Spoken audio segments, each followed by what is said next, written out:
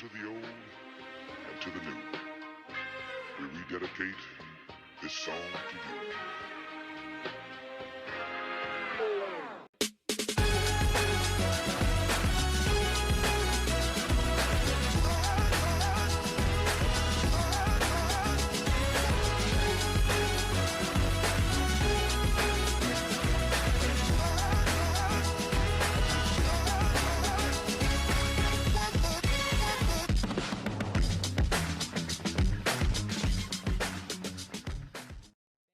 Guys, great to see you all tonight. We're working on guard attacks this week. Last class we were working on the Kimura, and the Kimura was a very strong attack that we can utilize from the closed guard.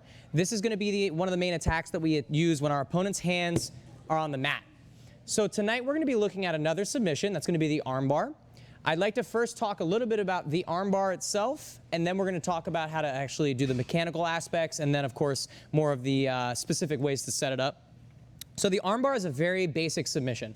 The armbar is, coincidentally, one of the highest percentage submissions in Jiu-Jitsu. The three highest percentage submissions being back attacks, back chokes, the armbar, and the triangle.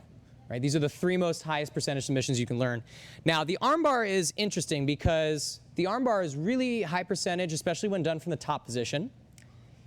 It is not very high percentage in the beginning as white belts from the bottom, though. Regardless, a lot of times people will learn the white belt, armbar rather, like on their very first class of jiu-jitsu.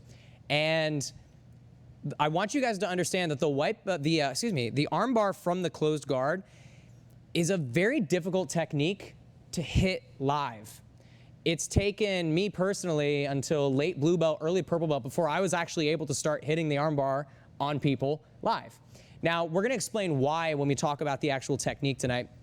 But I want us to introduce this technique tonight because it's going to help us start to develop our armbar from the guard, which requires a lot of time and dedication to get good at. But it's also going to be great for helping us understand how to utilize hip mobility when we're attacking with the closed guard. And it's also going to be good so that we understand how to transition between the top and the bottom armbar. Now, we are going to start with our closed guard pull, just like we've been working on this whole month. And then we're going to get right into the armbar from the closed guard. Okay, guys, so we'll go from a head-arm view here. Okay, guys, so again, I go double collars. I pull my opponent into the closed guard here. I'm going to demonstrate our closed guard armbar, and then we'll break it down. Here we go.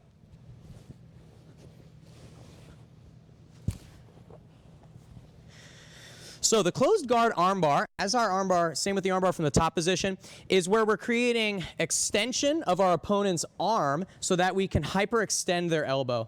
Now, the classic armbar from the closed guard is probably one of the most quintessential Brazilian Jiu-Jitsu techniques. The problem with the armbar from the closed guard is that when it's applied in that very classical context of throw my leg over your head and then break your arm, that, what I just did, will never work on anybody good, or even anybody who's not good, right? Because the problem is that, as you guys may have noticed, the keen of you, I did not create any alignment breaks on my opponent. He had his base, he had his posture, he had his structure. If I just wildly throw my leg up and over, there's nothing I can do to actually finish that armbar, and worse yet, he's going to start to pass my guard because I'm throwing my legs over to one side, so now he can start to pass. So the first thing that we're going to do is we're just going to talk about the mechanics. Built into the mechanics, though, are going to be slight alignment breaks, but then we're going to talk about a little bit more of a common scenario we can use to set up the armbar.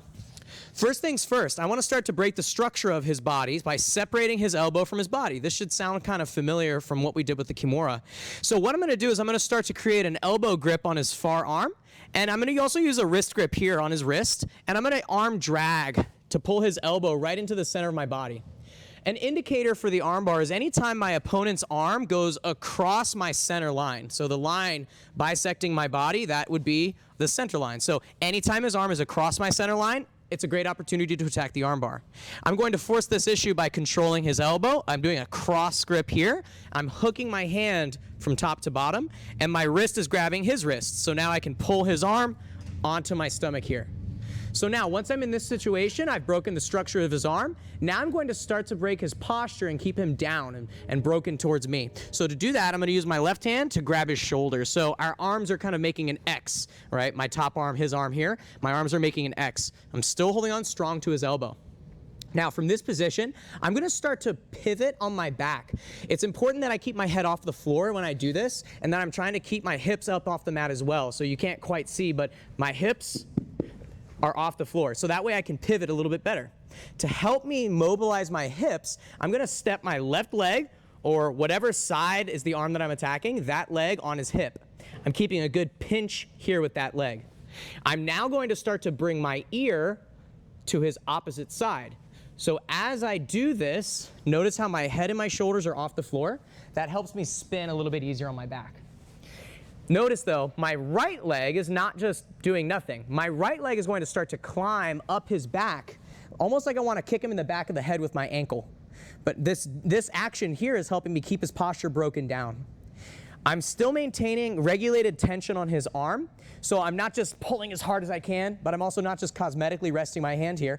I'm finding that Goldilocks zone where I'm keeping a slight tension so that his arm stays here in my hip. Now that I'm in this position, my left leg is going to go over his head. I want to make sure that I'm clamping my knee down here. It doesn't matter if you cross your ankles or not, because what we need to understand is that we need to keep his posture broken with our thigh, so I want to keep his head down low. Okay, and you can do that either or. I can keep my feet uncrossed, or I can keep my feet crossed. It really doesn't matter. Now, when I'm ready to finish, I'm going to grab onto his wrist with two hands. Okay, so I'm doing a sandwich grip, right? Like I'm eating a sandwich, a Subway sandwich here. And now from this position, I'm going to keep everything really squeezed tight. So I'm squeezing my hands tight. I'm squeezing my legs tight. And now I'm just going to very gently lift my hips. Now, when I do this, I have to make sure that I'm using control because I'm hanging off of his elbow. This can be pretty dangerous on the arm, so go nice and slow, like the Kimura. Don't just crank it wildly. So again, we're doing this against a compliant opponent, someone who's not giving us resistance, so that we can learn the mechanics first, and then we'll talk about a way to set this up next. All right, guys, so I'm going to go through one more time slowly here. So I'm going to control his arm. Look how I'm reaching across my body. I'm going to pull his elbow onto my stomach. I reach up, grab his shoulder to keep him down. I step my left foot on his hip, the same as the arm I'm trying to attack. I'm now going to start to bring my ear around to the side as I bring my leg up. I basically want to kick him in the armpit. Notice how that starts to break his posture. Top person, please don't fall over. Okay, you're going to feel the, kick and that tension, but try to stay on your knees. Open your base if you need to a little bit. Now that I'm here, I'm going to start to bring my leg over the head. If you have trouble with that, you can always push his face down, but just make sure you're keeping that regulated tension on his arm. My leg goes over, and I keep my leg heavy, right? My leg should be like a heavy necklace weighing him down. I'm now going to grab onto his wrist with two hands, keeping it close to my chin. I'm now going to squeeze everything tight, and I'm going to bridge. Okay, guys, let's do this from a side view so that way you can see how my legs are climbing up his body and how I create that angle change. Actually, we'll do the other side. That way you can see my legs. Okay, so again, we're starting here in the closed guard. Okay, slow motion. Here we go.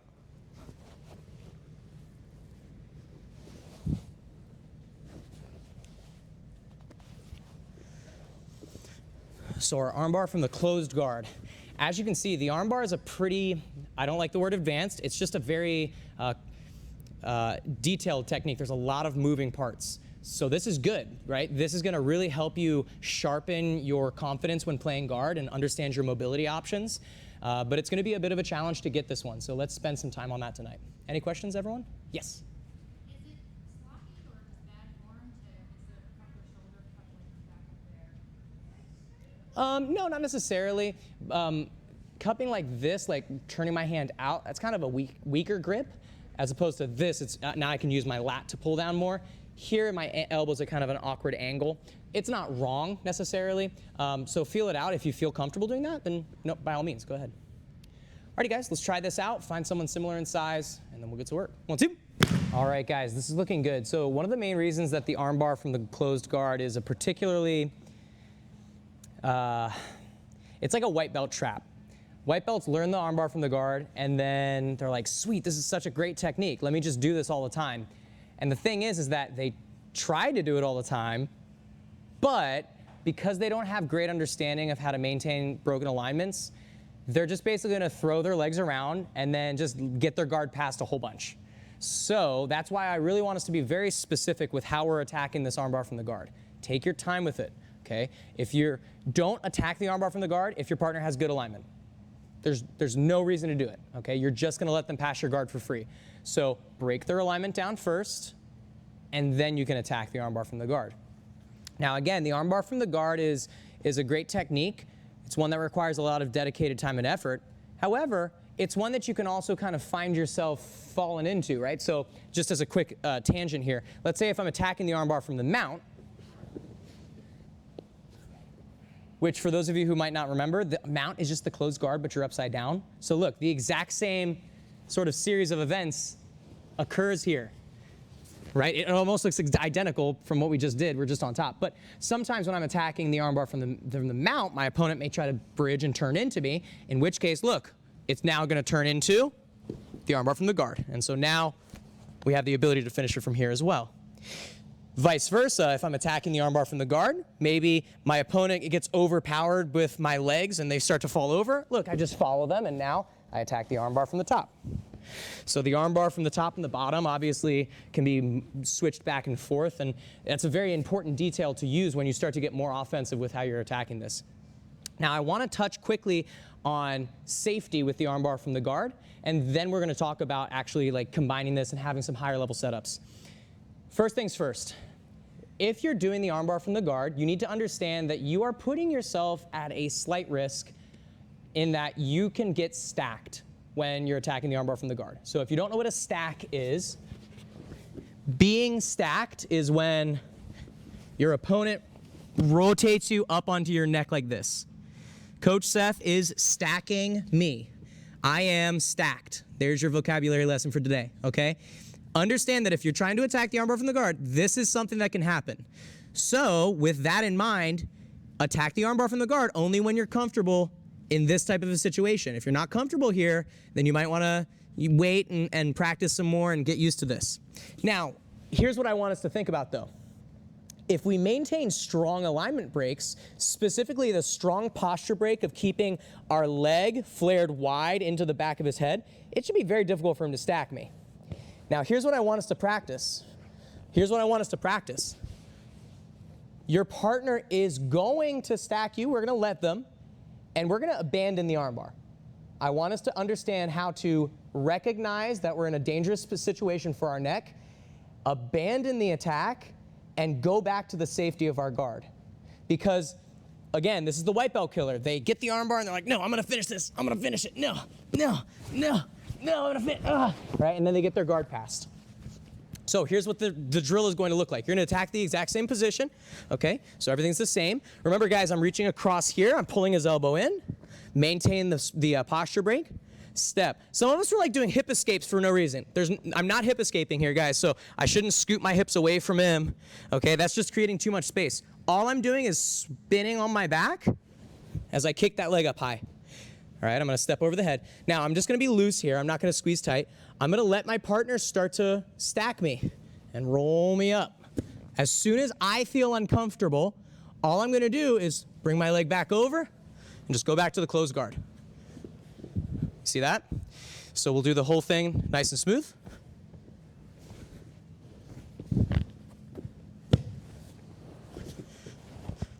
So this is very important, and I feel this is very important for white belts to learn, because so often we get sort of trapped in like the mindset of I have to just constantly be attacking, which is not inherently wrong, but if you don't know also how to stay safe with when you're attacking, then you're going to injure yourself. Okay, and we've seen people get injured from getting stacked. It's not fun, okay?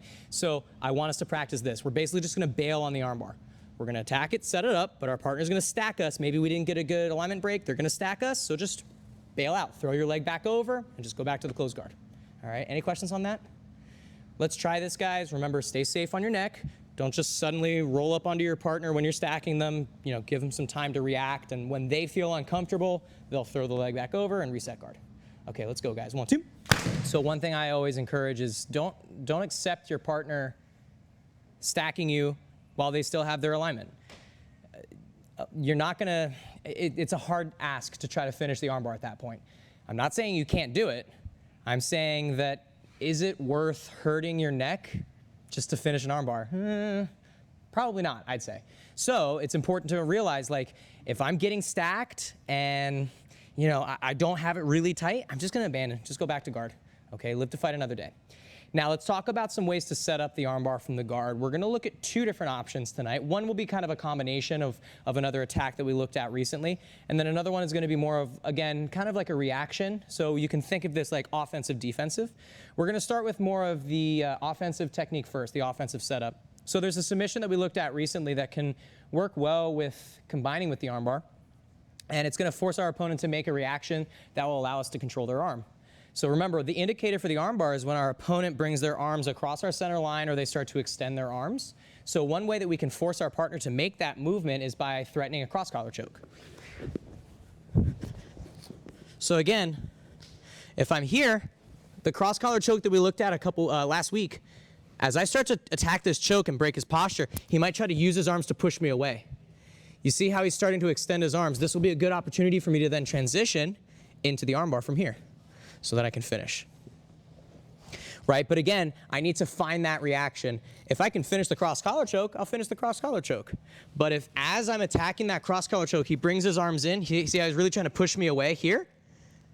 Now, this might not be the best option.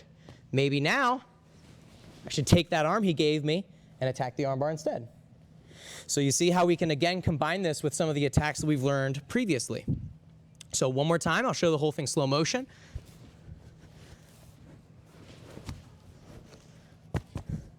So I'm starting with the cross-collar choke, and then when my opponent reacts by trying to basically push me off, I'm gonna take the arm that they're using to push me with and attack the armbar. Now notice one quick note here, guys. As I was using that armbar, what was the first thing that I did? Before I even grabbed his arm, I actually put my foot up here because I wanna keep his arm trapped in this position. So I used my left thigh like a wall to keep his arm here. Now it's stuck, he can't extract it. So then I can slide down and get my arm control position.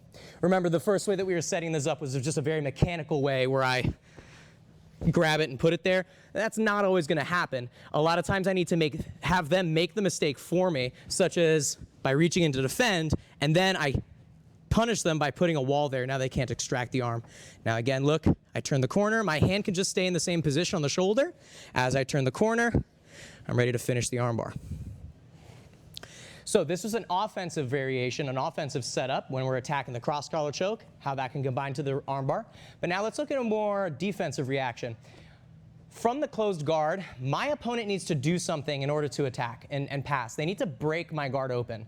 So a lot of times, an unskilled passer will try to break your guard by basically pushing on one of your knees and pushing you down here like this. Now I hope that you guys can already see, this is not a really good way to break a closed guard open, right? He's twisting his body, he's extending his arm away. Now, when he does this, obviously, he's giving me the arm to attack. So we're gonna start to attack the armbar here. So again, when we see this reaction where our opponents, they're trying to break our guard. So in case you don't understand what I mean, breaking the guard refers to him disconnecting my feet. So one way, he might try to do this. This is not a skilled way to do this. We're going to talk about how to break the closed guard very soon here, is by just pushing my leg down. And maybe if I'm not very comfortable, I'm like, oh no, he broke my guard open. Again, there's no reason that that should be a successful movement, but when he does that, by or this silly thing here with the elbow and the knee thing, just pull their arm away when they do that, guys. Okay, but again, if he tries to push my hips down and then push my knee down with his hand, look, I grab the arm and armbar. Okay, because he's trying to stiff arm me and push me away, his hand is coming across the center line here to do that. That's gonna help me set up the armbar. So these are two options that you can play with to help you set up the armbar. Obviously, the armbar itself is extremely complex and varied with the ways that we can attack the position. These are two simple options, and they're things that you're going to run into as a white belt. We've already learned our cross-collar choke, so we can create a combination. And because we've been working with that closed guard so much, you might run into that reaction where someone basically just tries to like stiff arm your knee down. Take the armbar there in addition, okay? So let's play around with these a little bit, guys. slow, controlled. All right, guys. And if I don't have any questions, we'll get right to it. All right, guys. Let's go. 1, 2. Alrighty, guys. So does anybody have any last questions about the armbar that we were working on today? So the armbar from the closed guard is a very complex technique. So we wanted to spend a lot of time working on the mechanical aspect of it. Okay, so I saw a hand, Eric? For me personally, part of the reason I walk is right from the side of the armbar. Hmm. I don't know if it's my foot hip mobility or my height, but I feel like I have to go back a little bit to get my foot planted. Is there an option for that, or? Yeah, so you can keep the foot on the mat as well. So what Eric, referring to this, right? So you're having difficulty getting the foot here? Yes. Correct, yeah. So if you're having difficulty getting the foot on the hip, you can also keep the foot on the mat. That's fine too, but just in that situation, you're gonna have to really focus on the pinch, because the pinch is gonna have to be the thing that I use to stop him from extracting his arm. If need be, your legs are long, so if you need to, you can scoot your hips back a little bit in order to get the foot to the hip. That's totally fine. I just wanna make sure once I get my hips back, I need to understand that now I've created a little bit of space, so maybe I can start to tuck him back in a little bit with my knees, and then I can start to turn the corner for the armbar here.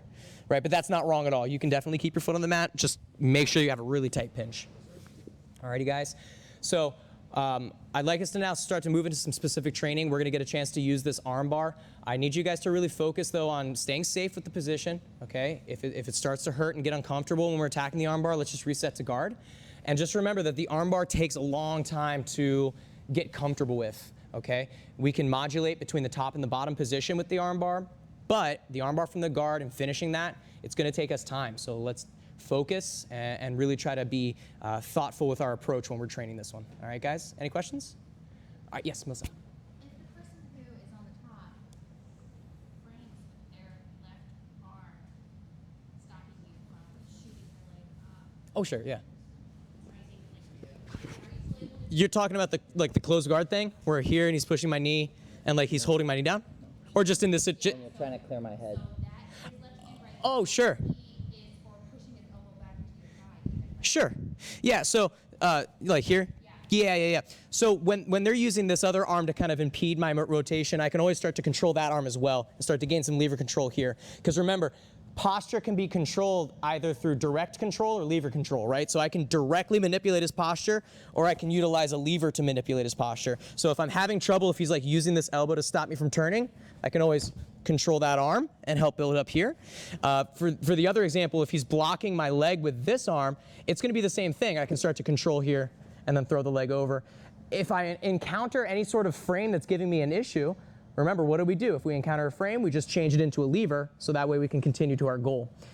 If I'm here and he's like maybe got a pant grip on me, he's squeezing, yeah, he's got a really strong grip, it may not be worth me trying to fumble around with this, right? He might be starting to pass, so in that situation, maybe I go back to closed guard, okay? And then I can re-attack the same position and hopefully start to move a little bit smoother and faster, so that way he can't catch the leg. Or you can try pummeling your leg in. Yeah.